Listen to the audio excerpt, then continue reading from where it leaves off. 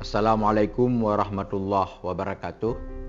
Alhamdulillah, salatan wassalaman ala rasulillah wa ala alihi wa sahbihi wa man tabi'ah. Kaum muslimin, muslimat, masyarakat Aceh dimanapun berada, baik yang berada di luar negeri, di luar daerah, dan yang berada di Aceh. MPU Aceh memohon dengan hati yang sangat dalam, dengan rasa yang sangat tulus kepada seluruh warga Aceh dimanapun berada, untuk senantiasa menjunjung tinggi nilai-nilai agama kita di dalam seluruh aspek kehidupan, dan menjunjung tinggi nilai-nilai adat kita di dalam kita berkehidupan. Tentunya nilai-nilai ini perlu kita jaga. Kenapa? Karena kita orang yang dilahirkan di dalam rahim orang Muslim, orang tua kita Muslim dan Muslimah, nenek kita Muslim dan Muslimah, tetangga kita Muslim dan Muslimah, semua kita Muslim dan Muslimah. Tentunya kita betul-betul harus arif, harus bijak di dalam hal berkehidupan itu. Terutama sekali di dalam kita menggunakan medsos, di dalam membuat konten-konten kita di media sosial. Pada tahun 2022, Majelis Permusyawaratan Ulama Aceh sudah mengeluarkan tausiahnya nomor 1 tahun 2022. Ada 5 poin tausiah yang akan kami bacakan di kesempatan ini.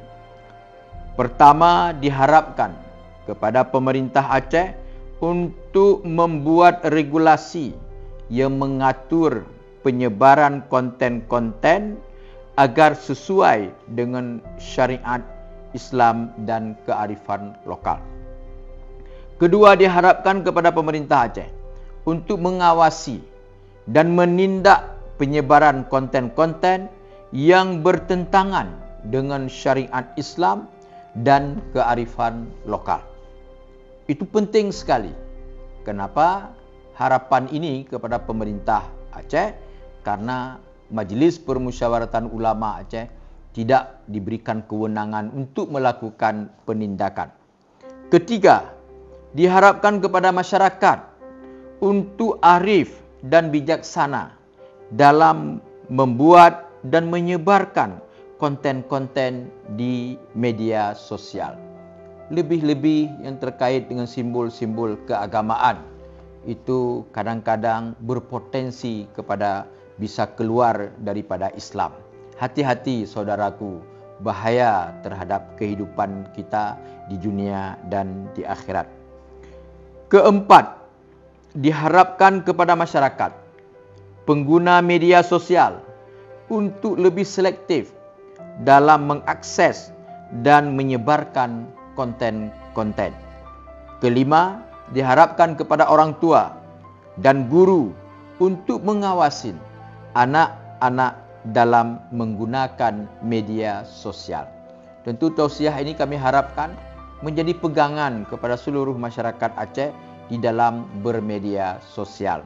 Ingat, apapun yang kita lakukan di dunia ini, kita akan mempertanggungjawabkan itu di hadirat Allah Subhanahu wa Ta'ala di kemudian hari. Masyarakat Aceh yang sangat kami cintai, jadilah masyarakat yang santun, masyarakat yang berbudaya, hilangkan bahasa-bahasa kotor, hilangkan bahasa caci-caci maki, dan hindari daripada fitnah memfitnah.